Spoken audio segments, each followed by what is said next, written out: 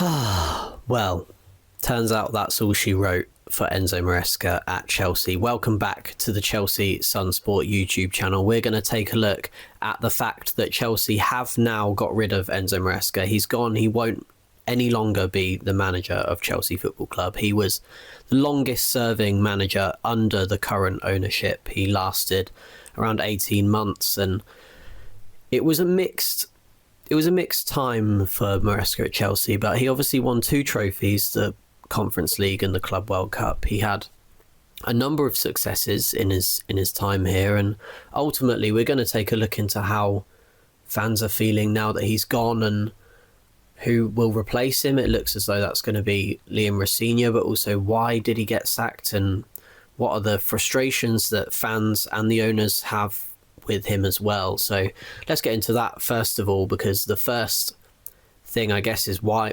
is he gone? He was doing all right. Chelsea are 5th in the Premier League. They're still in all competitions. They haven't had an exceptionally bad season. They've shown that that Maresca's team could compete with the best teams in the world. You know, the win in the final, Club World Cup final against PSG, a draw with Arsenal with 10 men, beating Barcelona in the Champions League, some of the best young talent in the world, a very talented squad, although one that's perhaps not polished and finished by any means at this point.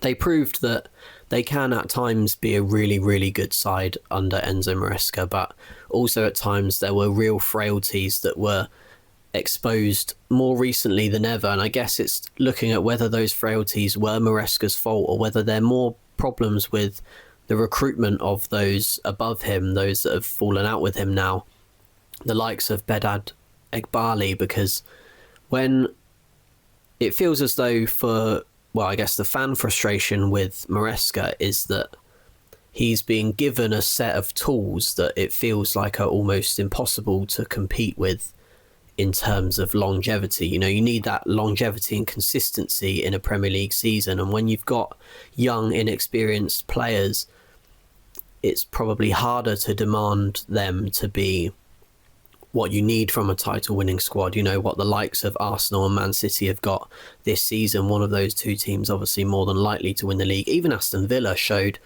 the kind of experience when they played against Chelsea that you need in order to compete in these long haul competitions like the Premier League. And the thing is with Maresca, he obviously spoke out after the Everton game. He said it was the worst 48 hours since he's been at the club, and he's been managing all these things this season, like the suspensions, the fitness of players like Wesley Fofana, Reece James, Cole Palmer, obviously Levi Colwill's been missing, and all these factors have kind of come together, and he wasn't happy with how he was having to manage these players' minutes. So really his frustrations grew and grew, and obviously links with Man City. They've been speaking to him about potentially taking over from Pep next season.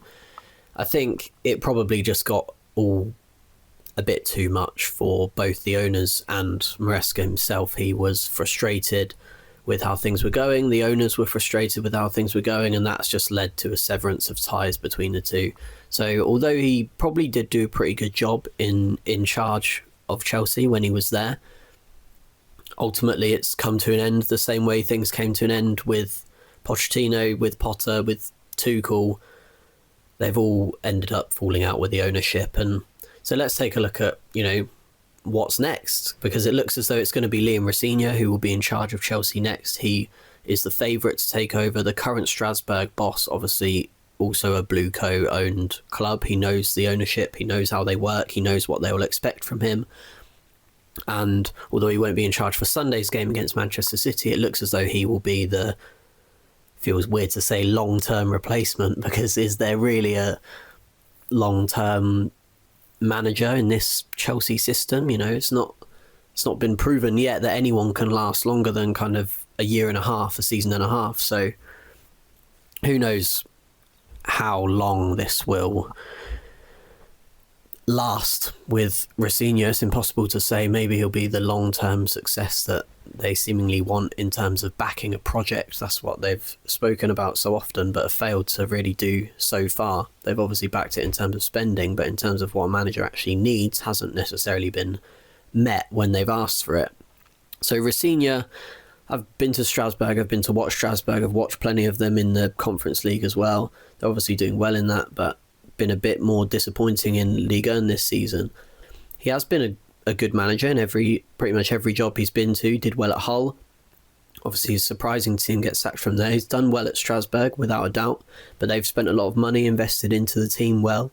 He does play a back three at Strasbourg, so it'll be interesting to see if and how things change tactically at Chelsea, because obviously they've spent so much money on these players that they've got. It will be interesting to see whether Rosenior is allowed to implement that back three system, or if he changes that when he comes to Chelsea and implements a new tactical setup.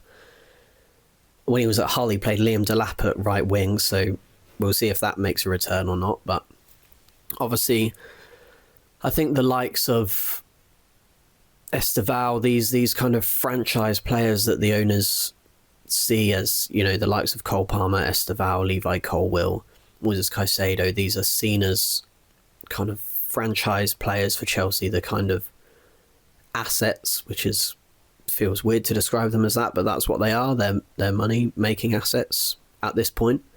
They are likely to probably have an increased role in the team. You know, the likes of Pedro Neto, who Enzo Maresca really liked and supported and kept putting him in the team because he works hard, he does the defensive duties, he was an important part of Maresca's tactical setup. I think there'll probably be a bit of a reduced role for those kind of players, because if things play out how I personally think they'll play out, then it will be that these franchise stars have an increased role and they'll be more important, and that's probably how things will change in terms of Liam Rosenior's setup. And it'll be interesting to see tactically how he changes things. And the last thing, let's go on to how fans feel about this, because the fans that I've seen and spoken to, they've been frustrated at the fact that Maresca's now gone, the fact he's no longer manager of Chelsea. They think he did a pretty good job so far managing the circumstances around him, and their frustrations have more been at the ownership than at Maresca himself.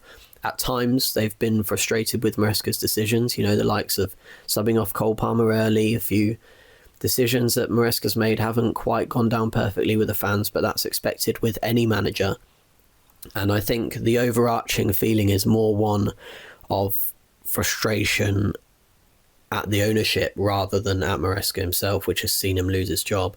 You know, there were chances of you don't know what you're doing at the game on Tuesday night against Bournemouth, but despite a few frustrations at Maresca at times, it's really been a frustration at the ownership and how things are being run at Chelsea these days compared to how they were under the Roman Abramovich era. I think that's more important than anything, is the contrast between the two styles. And, you know, things are obviously very successful under Abramovich. They haven't been so successful under Clearlake so far, but they have, of course, won the Club World Cup. There is some evidence to prove that this kind of project and system can work, but it hasn't yet been proven in the Premier League, the Champions League, those competitions that people and fans and players really, really care about. They haven't yet proven it, and it will now remain to be seen, with more time, more money, more investment, if long term this can pay off, which has been the overarching question around Chelsea Football Club since Clearlake took over.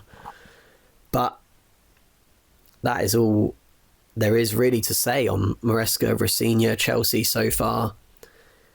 You can't go into too much more detail than that, because we don't know yet how things are going to play out in terms of this. And obviously, if you stay tuned to the Chelsea Sunsport YouTube channel, we'll keep you updated. You'll see more videos from me talking about Rosenior, about whether they should have got rid of Maresca, whether they made the right decision, the ownership.